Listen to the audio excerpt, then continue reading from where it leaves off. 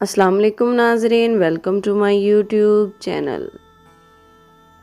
آج کا ہمارا ٹاپک ہے رمضان المبارک کی تفصیلات اور فضائل۔ ناظرین، رمضان المبارک اسلامی سال کا 9واں مہینہ ہے اور یہ مسلمانوں کے لیے نہایت مقدس اور برکتوں والا مہینہ ہے۔ اس مہینے میں اللہ تعالیٰ کے خاص رحمتیں اور برکتیں نازل ہوتی ہیں۔ یہ مہینہ قرآن پاک کے نزول کا مہینہ بھی ہے اور اس میں اللہ تعالیٰ نے روزے کو فرض قرار دیا ہے۔ رمضان کی فضیلت۔ قرآن کا نزول۔ رمضان کی سب سے بڑی فضیلت یہ ہے کہ اسی مہینے میں قرآن مجید کا نزول ہوا۔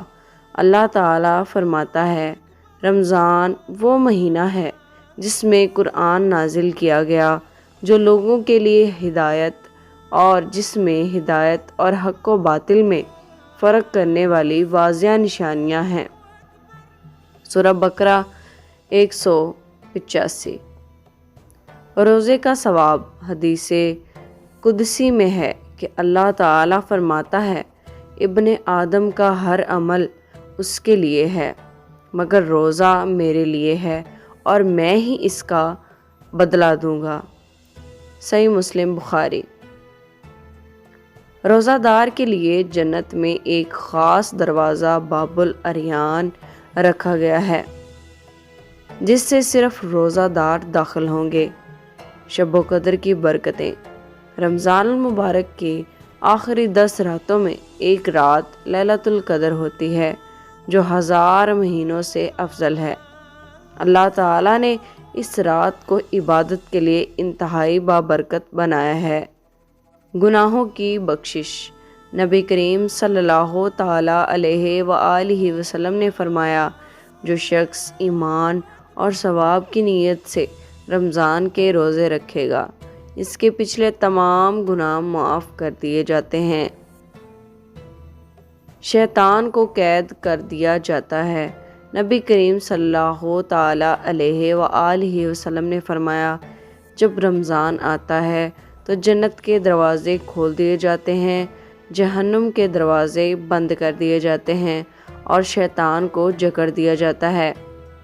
بخاری مسلم۔ رمضان کے اعمال۔ روزہ رکھنا۔ روزہ اسلام کے 5 ارکان میں سے ایک ہے اور یہ رمضان میں ہر بالغ مسلمان پر فرض ہے سوائے بیماروں اور مسافروں کے، جنہیں بعد میں قضا کرنی ہوتی ہے۔ تراویح نماز۔ رمضان المبارک کی راتوں میں تراویح کی نماز ادا کرنا سنت ہے۔ نبی کریم صلی اللہ تعالیٰ علیہ وآلہ وسلم نے فرمایا، جس نے رمضان میں ایمان کے ساتھ اور ثواب کی نیت سے قیام کیا، اس کے پچھلے گناہ معاف کر دیے جائیں گے۔ بخاری مسلم۔ صدقہ خیرات۔ رمضان میں صدقہ دینے کا اجر کئی گنا بڑھ جاتا ہے۔ نبی کریم صلی اللہ تعالیٰ علیہ وآلہ وسلم نے فرمایا، سب سے زیادہ سخاوت رمضان میں فرمایا کرتے تھے۔ اعتکاف۔